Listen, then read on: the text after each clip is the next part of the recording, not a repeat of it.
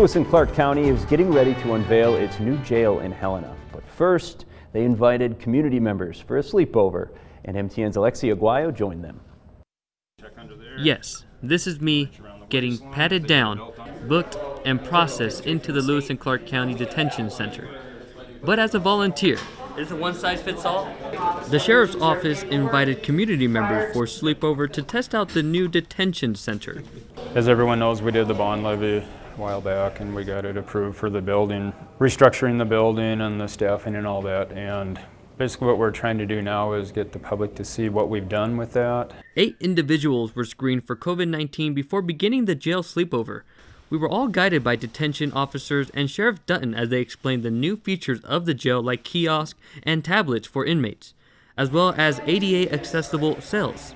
We were also guided by a participant in the sleepover. Detention Captain Alan Hughes joined in to help the volunteers navigate through life as an inmate. Really with nobody actually here that knew the philosophy and the reason why we're doing some of the things we're doing in the jail, I figured, might as well jump in, join in.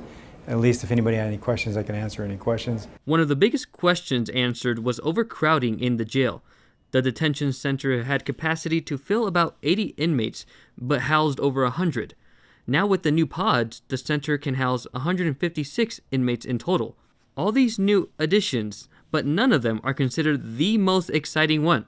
Direct supervision pod. What we call a direct supervision pod. Direct supervision puts the officer inside the unit with the inmates. It's 24 hours a day, 7 days a week. They manage the unit by walking and talking. It's not something where you're just going to go look through the room and see if somebody's doing okay, if they're awake, that type of thing. That we'll eventually have vending machines in there. We'll have extra things that they can work towards. They have to be at their best behavior once they earn their way in there. Lewis and Clark County will have the first multi-level detention center in the state. They hope to be fully operational within the next few weeks. After a long night of tossing and turning for many participants, including myself, we ate breakfast and packed to end the sleepover. Participants felt the experience was an educational one.